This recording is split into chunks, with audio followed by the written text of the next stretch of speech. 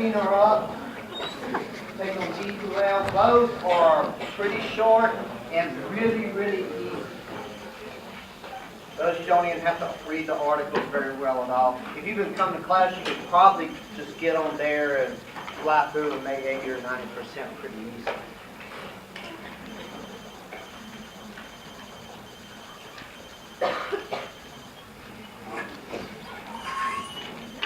These worksheets, the stuff we've been doing some kind of what I think more interesting, easy stuff lately. The next week is going to be what will probably some pretty tough stuff. And what we're going to do is these worksheets, you'll want to print them off and bring them to class Friday and the week after. We're going to complete those worksheets and take notes all around it. Everything that's on those worksheets, that's what you'll need to know for tests. How many homeworks we have on it. Now let me say something about what we're going to be doing in labs. Let me first give you a little motivation. Does anybody recognize him? Take a guess. Aristotle, that's right. Aristotle was one of the first real great teachers that we could think of. I can't prove it to you, but I know for a fact that I am the reincarnation.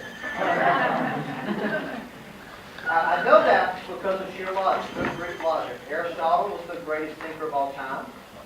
I'm the greatest thinker of all time. You can't have two greatest thinkers of all time. Therefore, Aristotle and Dr. Norwood are the same people.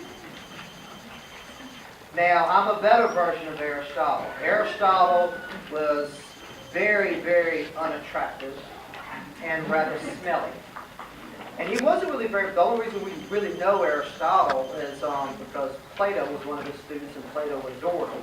And because, of course, Aristotle made his town mad and they made him like. But he wasn't very popular with this town. Because largely, not only just was he unattractive and smelly, but he annoyed people. He used to go out on the street, and as people were walking by, he'd stop them, and he'd say, "What do you think is a great life?" And of course, if someone does that to you today, they're crazy. You just try to get their hands off of you and pretend like you didn't see them and go away. But that's what he used to do. That really appealed to some people, Plato, but most people just let their lives. I don't want to stop and think about it. But of course, his students picked up on that, so for a long time, if you went to get an education somewhere, if it was about science or rhetoric or anything, you were always expected to talk about what a good life was, what being a good person is, morality, things like that, up until just recently. 100 years ago, if you had come to Oklahoma State, you would have been expected to be a Christian. You would have only had Christian lecturers, and you would talk about Christianity, morality, a great life, what it means to be a good person. And something happened over time. In colleges, we kind of got to a point where we only wanted to talk about science, what science can prove. And maybe professors kind of got to a point where we say, we don't really have any, we're not better than you, so we'll be together. But I think we've lost a little too much of that. And that a lot of you are ag business students here. And it's very easy to graduate with an ag business degree, even a finance degree, enter the world and have absolutely no idea how to handle your own money. Zero. How much should I save for retirement? I don't know. How do I invest my money? I don't know. I was very surprised when I started seeing that. And so one thing I started doing in this class, in years previous, I had students develop a financial plan for retirement, where I made a big spreadsheet for them to do this. Plan what they think they'll earn in the future, say I'm going to save so much for retirement, and then look at how much money they would have to live off of in retirement. And then they say, well, maybe I need to save more. Do a very productive exercise like that. Of course, I'm not having you do that as a paper, but we're going to do something similar to that. The rest of our labs are going to be devoted to thinking about a plan for life after college. And one of the things we want to start talking about is when you graduate from college, and those of you who are like my age, you can do this kind of retrospectively and starting from midpoint on. when I graduate from college, how much of my income do I need to save? Because here's the problem. If you go to work at a private firm, say a corporation, they probably aren't going to give you a defined retirement plan like I have. Meaning the only thing you're going to have to live off on is what you save. But they are going to say this. They say, we'll match your savings up to 3% or 5% of your salary. Meaning if you put aside 3% of your salary for retirement, they'll double that amount. But no more than 3%. The problem we're having is a lot of students are hearing that and assuming that that means you only need to save about 3% of your income for retirement. And that's absolutely not the case. And people who are a little older than you to people my age are not saving near enough much for retirement as they should. Because we're not teaching these things in college, and that's something I want to try to address in this class. But we're also going to do other things. We're going to talk about how to come out of life, what kind of person you want to be. What does it take to have a good marriage? What does it take to have a bad marriage? Things like that. How do you be happy in life? What do we know about being happy? And there's a big science on happiness we're going to discuss. And we're going to set aside those labs for that. And at the end, you're going to have a bundle of papers. I've asked you to print off something for the labs.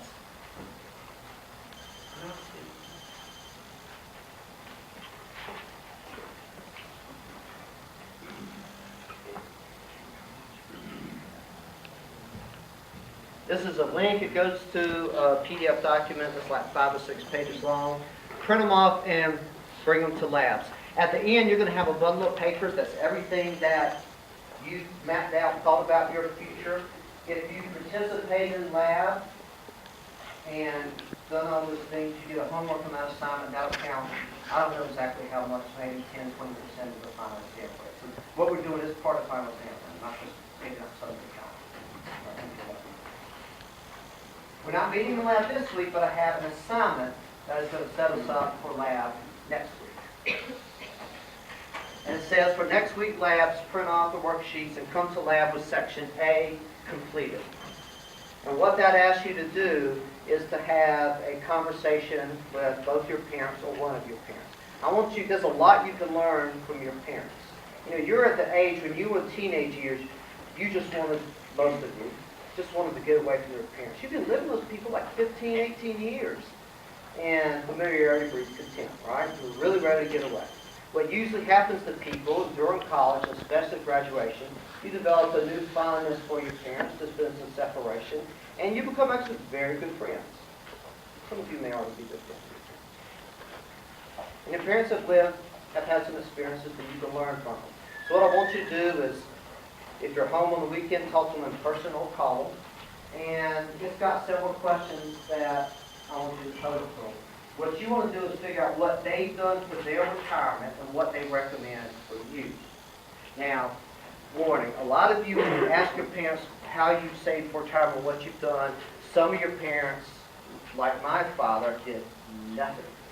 And some of them might be embarrassed about that and they might not want to say it. So if you feel like they don't want to talk about it, just veer the conversation towards the question, what do you think I should do about saving for retirement? One of the best things you can learn is just how little some of your parents may have thought about retirement. I think that's scary. And it probably scares them too. But I ask you to ask your parents roughly what percent of their income do they set aside each year for their retirement? What do they do with those savings? Do they invest it put in a savings account or a stock market or bonds, something in between? Just several questions. Just have a phone call with your parents. Jot some note down. This isn't an essay question. You don't have to use complete sentences. It needs to be something you can understand that if in lab I ask you what your parents said, you can read it and tell me. Something you can look back 10 years from now and be able to understand. Maybe just a bullet list of the things they told you, the main points. All you need to do for next week is section A. And what we're going to do in lab, first we're going to talk about what you've learned from some of your parents. Some of you will find what other parents have said very interesting. And then we'll look at what they advise for you to do for saving for retirement. And then we're going to actually talk about, well, what you should do. I've got some articles and some thoughts on. I can tell you what people recommend, the numbers I've crunched. Like I'll tell you, if you want to have the same spending power when you're retired as you do when you're working, and say X amount of your salary each year. So those are the things. In this class, we're going to finish. Today's class is going to be pretty easy. It's mainly going to consist of 2 videos, but 2 really good videos. We're going to end our discussion of these things: public goods, common resources.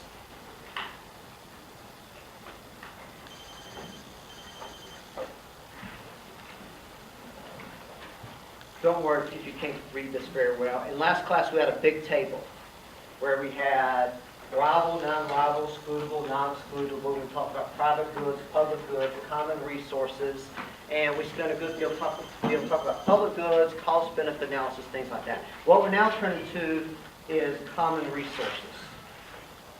And we've talked about these before, we just didn't name them common resources.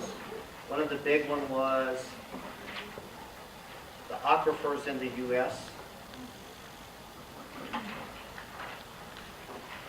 In blue here is the underwater Ogallala Aquifer. And it's water. So if you pump water and use it, that is a rival good, because if you're putting water to your land, someone can put that same amount of water to theirs. You can't share a gallon of water. But it is what we call non-excludable, meaning if you are a western Oklahoma wheat farmer who pumps water from the ground to irrigate your crops, you cannot exclude people in Nebraska from sucking from that same aquifer. So it's a common resource, which is kind of like meaning nobody actually owns it. And when nobody actually owns it, we tend to overuse it, and you get this thing called tragedy of the commons.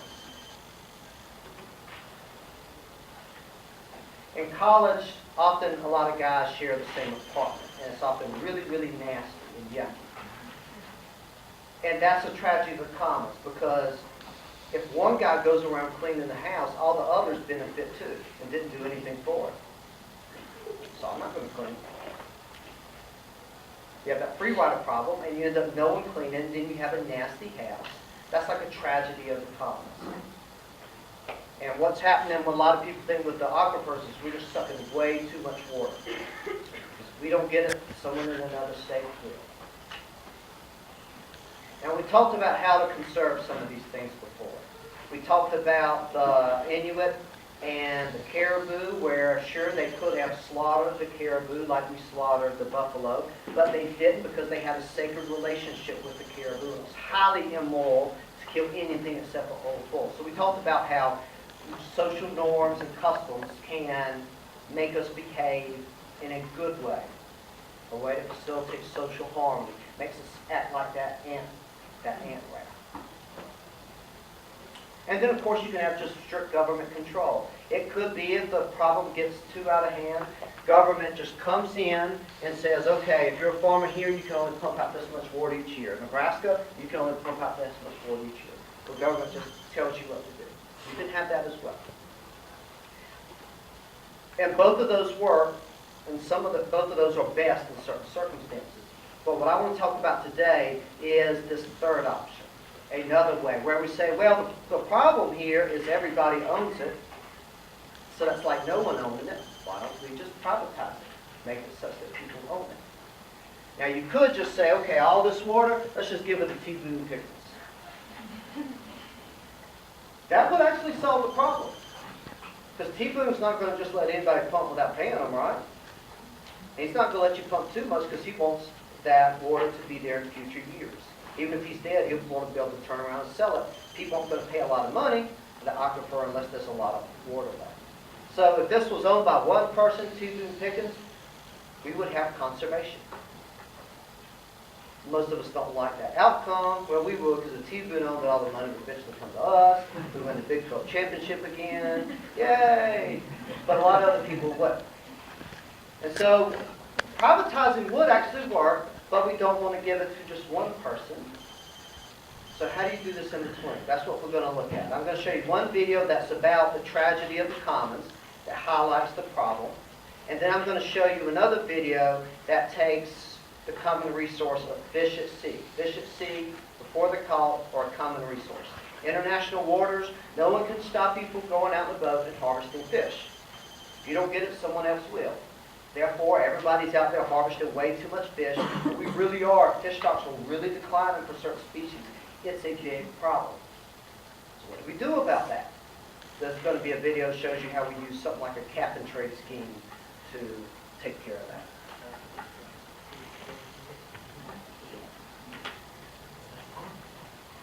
Remember, I'm not showing you the privatization solution because it's always the best, but because it's probably one you're not well exposed to. Video just about the tragedy of the commons that happens with common resources.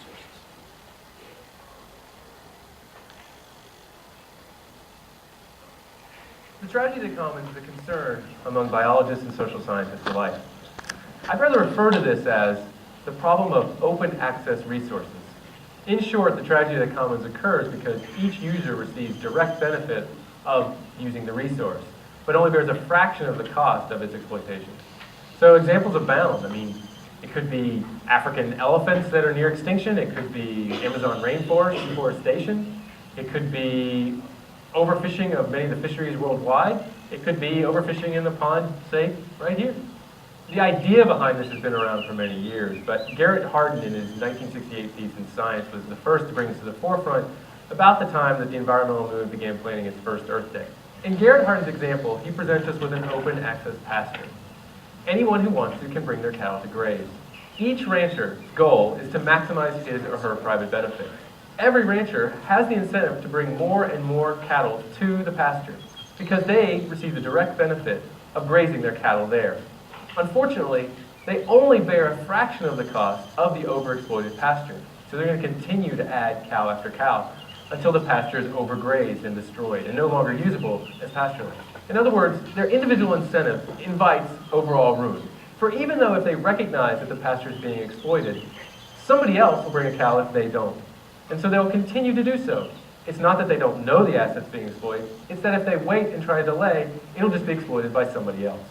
The large issue here is there's a lack of excludability. The ranchers have no way of stopping others from adding cattle to the pasture. In his piece, Garrett Hardin suggested two main ways to go about solving the tragedy of the commons. The first is through privatization or private ownership. The second is through public ownership or government ownership. So whenever we have public ownership, one of the benefits is that we still all share the collective rights to this asset. This is one of the reasons why we have the national park system to protect natural open space at Yosemite and the beauty of Yellowstone and things of that nature. Well, one of the problems with public ownership is that the decision makers don't bear the cost of their actions, nor do they receive additional value from any good decisions they made. For instance, imagine if you're a park ranger and you find some innovative way to reduce large forest fires that adds value to the park itself. You don't receive the direct benefit of your decisions. You and your staff are not going to receive large pay raises or are not going to receive the large stream of value that comes from that decision. However, private ownership does solve this problem. With private ownerships, the decision maker bears the direct cost of their actions. And so, from any poor decision, they're going to bear the costs of. But any positive, innovative decision, they'll receive the benefits.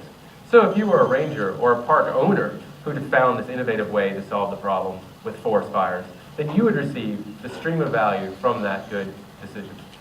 There's not a silver bullet to the problem of open access resources. There's not a one-size-fits-all strategy. But we do know that limiting access and ensuring that decision makers bear the costs of their actions allows us to address key concerns with open access resource problems. That's the basic problem. Here is one solution for efficiency.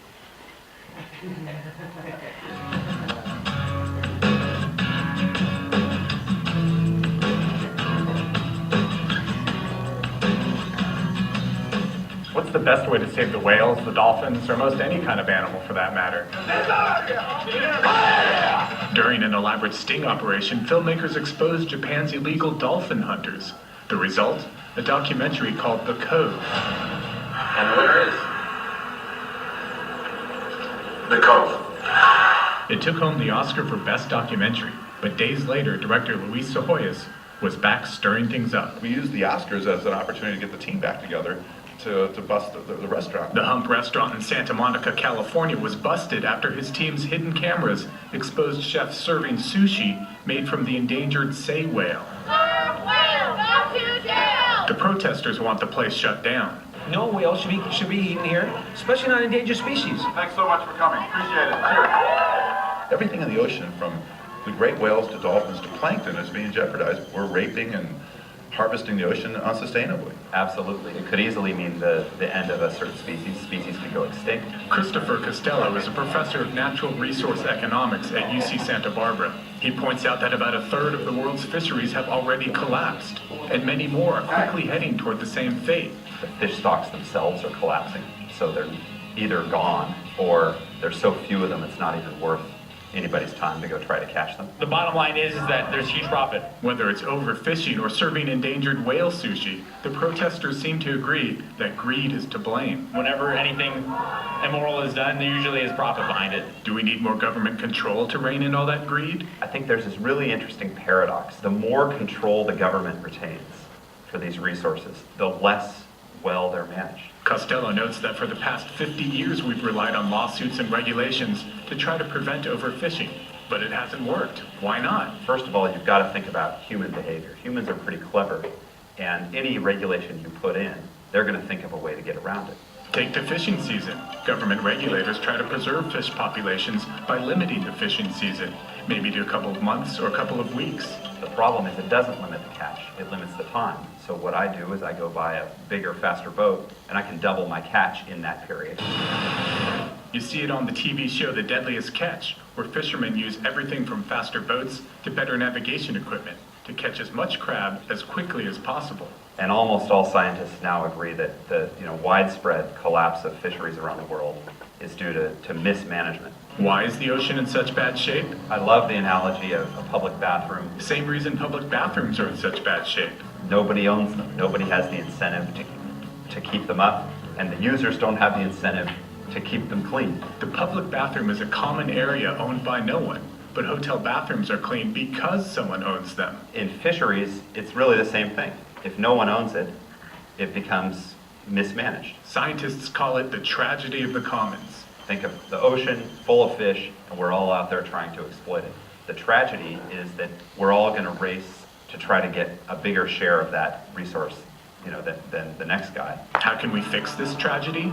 Give fishermen an incentive to make fish populations grow. It's the only thing that seems to work, according to a worldwide study conducted by Costello and his colleagues. So instead of just having what we call a race to fish, what they do is they allocate the total catch among all the fishermen. It's called catch shares because fishermen get a share of the total catch. Let's say 200 tons of fish is the total catch allowed by government officials. Fisherman Bob is allowed to catch, say, 1% of the total catch year after year. Now Bob has an incentive to make sure the fish population grows. Why? Well, if there are more fish in the future, the government official can set a higher total catch, and next year Bob's 1% will mean more fish for him. The poster child of this is the Alaskan halibut. Overfishing was ravaging the halibut population until the mid-1990s, when officials switched to the catch share method. Since then, the halibut stock has grown dramatically. The fishermen are doing quite well financially, so it's economically a very profitable fishery. So many of us are suspicious of the profit motive. However, now it's being harnessed not for plunder, but for preservation. It's happening all over the world, from Alaska's halibut to shrimp in Japan and abalone in New Zealand. Even these guys switched. Environmental groups like it because it's environmentally sound. And the Obama administration is thinking about expanding the system. So maybe the catch share system could save the whales? Costello points out that unlike fish, whales swim all over the globe, and since they're higher up on the food chain, the ethical issues are more complicated. Our ethical value says that no marine mammal, no whale should be eaten here. That view prevailed here because soon after this protest, the hump shut its doors for good. This was more exciting to me than winning an Oscar because it's like real concrete results. Saving the whales may be trickier, but at least we know that expanding the catch share system could save the fish. So if we think about the incentives, and we think about the design carefully, we can get this jointly beneficial thing of the economy and the environment. And what if we don't change course? Well, most of the world's fisheries could collapse within a matter of decades. For Reason TV, I'm Ted Balaker.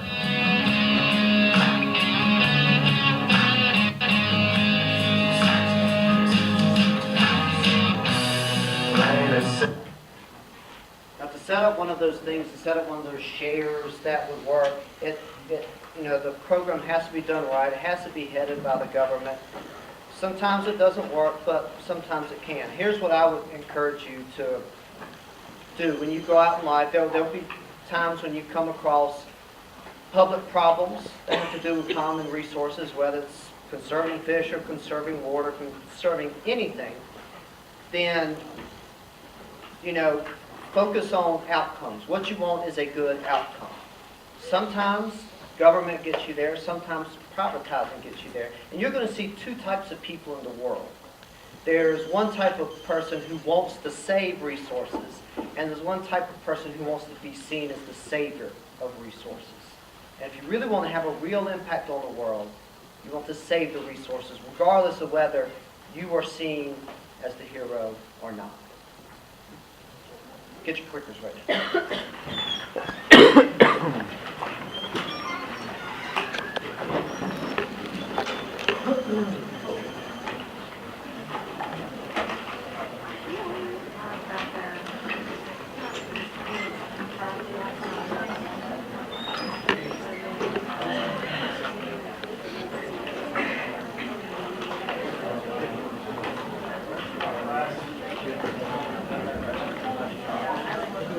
We do clickers every day. Y'all always seem so surprised when I say take them out.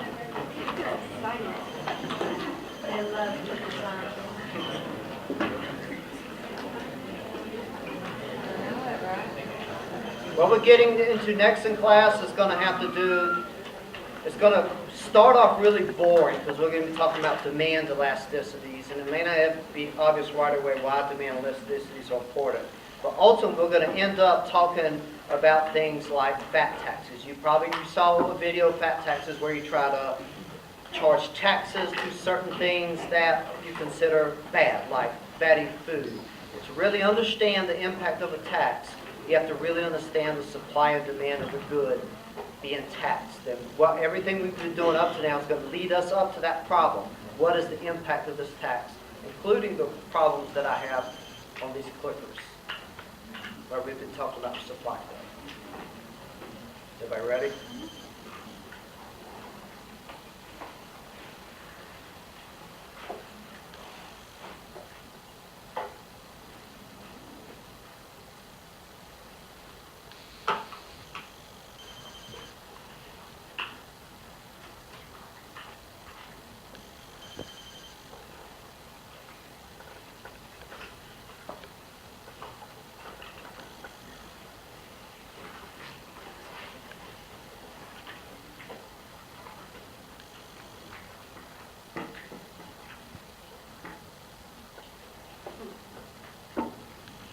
If you didn't get that right, I'm a little worried about you for next week. So pay attention. We've got a supply curve or something. S is the supply curve. Remember, supply curve is just the marginal cost. The cost of producing one more unit. What's the cost of this unit? That much. What's the cost of producing this unit? That much. The costs are on the y-axis. Prices in dollars. If I ask what happened if the wheat price changes, because this is the wheat market, if the price of wheat changes, this is the price of wheat, then you just move along the demand curve. Then the supply curve. Then the supply curve doesn't change. So again, if I asked you, how does the supply curve change when the price of wheat rises? It doesn't change, because that's just a movement along the supply curve. Just higher price at a different point. The But this isn't asking about the price of the wheat. It's saying the price of input to wheat production rises. So fertilizer costs more, tractor fuel costs more, labor costs more. All these things involved in wheat production now cost more. And you know when the cost of something goes up, the cost of something goes up. And so if this is a supply curve, it's a cost curve, and if dollars on the y-axis, you've got to be pushing it up. So you should know the supply curve goes from S to S1. Why do I talk about that so much? Because soon we're going to be looking at a problem much like this one.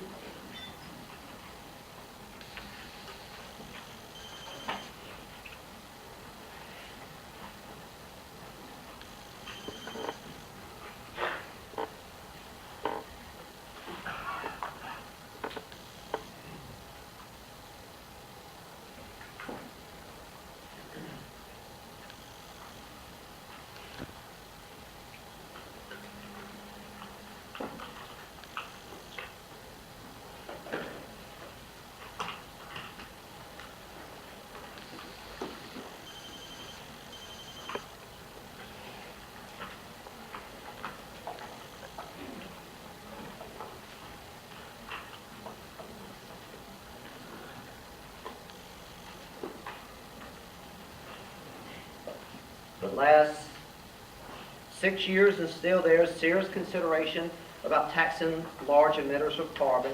There was even at one point the EPA published what the cow tax and the hog tax would be. Meaning if you had a cow, how much you'd have to pay each year for the carbon it emits. This is a real thing. And this question is really the same as before.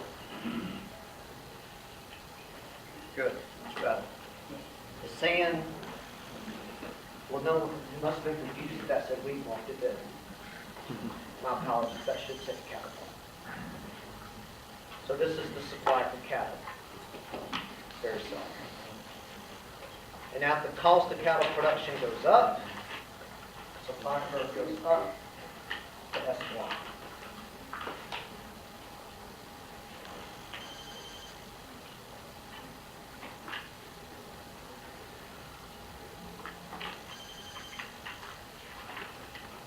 At a carbon tax, pushes that supply curve up.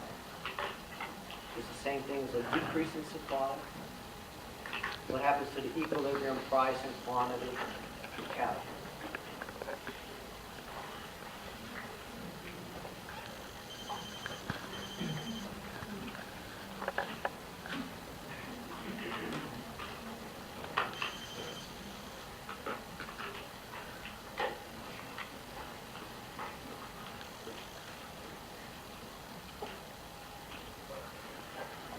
Good.